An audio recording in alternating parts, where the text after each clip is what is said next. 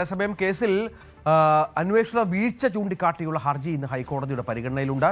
നവമി ദിനേശ് ഉണ്ട്. നവമി, അന്വേഷണ വീഴ്ച അതിൻ്റെ അടിസ്ഥാനം അത് ആഭ്യന്തര വകുപ്പിന് കൂടി മനസ്സിലായി എന്ന് വേണം കരുതാൻ. അതുകൊണ്ടാണല്ലോ അന്വേഷണ സംഘത്തെ തന്നെ മാറ്റി പുതിയൊരു സംഘത്തെ, അജിതാ ബീഗത്തെയൊക്കെ മേൽനോട്ടത്തിനായി നിയമിച്ചത്. ആഭ്യന്തരമന്ത്രി ഇന്നലെ അക്കാര്യം തുറന്നു പറയുകയും ചെയ്തു. ഇപ്പോൾ കോടതിയുടെ മുന്നിൽ വരുന്ന വിഷയം എന്താണ്?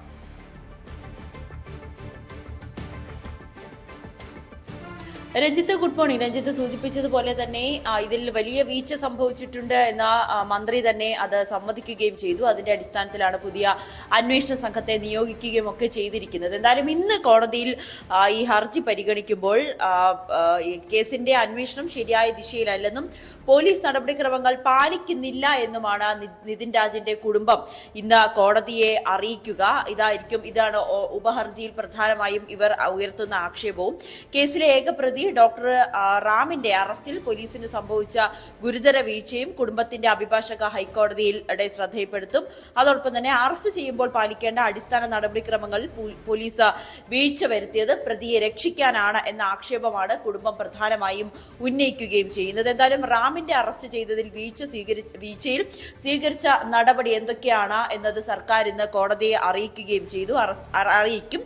അറസ്റ്റിലെ വീഴ്ച ഉന്നത പോലീസ് നേതൃത്വം അന്വേഷിക്കുന്നുണ്ടെന്നാണ് സർക്കാർ ഇന്ന് കോടതിയിൽ പ്രധാനമായും അറിയിക്കുന്നതെന്നാണ് മനസ്സിലാകുന്നത്. എന്തായാലും ജസ്റ്റിസ് എ ബദറുദ്ദീൻ അധ്യക്ഷനായ സിംഗിൾ ബെഞ്ചാണ് ഉപഹർജി ഇന്ന് പരിഗണിക്കുന്നത്. രാവിലെ 11 മണിയോടുകൂടി തന്നെ ഈ ഹർജി പരിഗണിക്കുമെന്നാണ് അറിയുന്നത്. എന്തായാലും കുടുംബം നൽകിയിരിക്കുന്ന ഉപഹർജിയിൽ പ്രധാനമായും ഉന്നയിക്കുന്ന ആക്ഷേപം ഈ ഏക പ്രതിയായിട്ടുള്ള റാമിനെ രക്ഷിക്കുന്നതിന് വേണ്ടിയിട്ടാണ് ഈ നടപടിക്രമങ്ങളിലൊക്കെ വലിയ വീഴ്ച സംഭവിച്ചുകൊണ്ട് അല്ലെങ്കിൽ വീഴ്ച വരുത്തിക്കൊണ്ട് ഇങ്ങനെ ഒരു അറസ്റ്റിലേക്ക് കടന്നതെന്നാണ് ഇന്ന് പ്രധാനമായും കുടുംബം വാദിക്കുക. എന്തായാലും ആ വീഴ്ചയിൽ എന്താണ് തുടർ നടപടികൾ സ്വീകരിച്ചതെന്ന വിശദീകരണമായിരിക്കും കോടതിയിൽ ഇന്ന് സർക്കാർ സ്വീകരിക്കുന്ന നിലപാട്.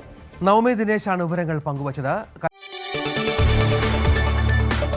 കൂടുതൽ വാർത്തകൾക്ക് news 18 Keralam YouTube channel subscribe ചെയ്യുക.